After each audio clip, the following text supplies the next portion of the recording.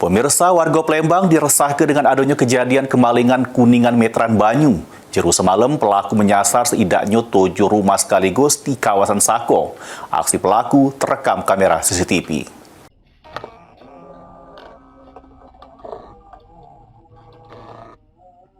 Inilah dia rekaman CCTV-nya.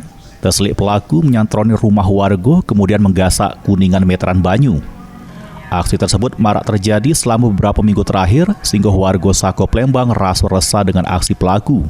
Bahkan jeru semalam, setidaknya 7 rumah warga Sako jadi sasaran pelaku.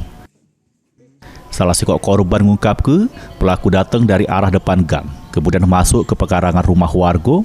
Tak butuh waktu lama, pelaku yang beraksi dewean ngumpul ke Kuningan Meteran Banyu. Kalau kita itu on off-nya itu kan, on off yang dari jalur PDAM mau ke jalur rumah.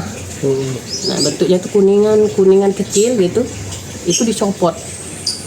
Setelah dikonfirmasi sama tetangga, apakah yang kalian juga hilang? Ternyata yang Bapak Edi itu hilang juga. Iya.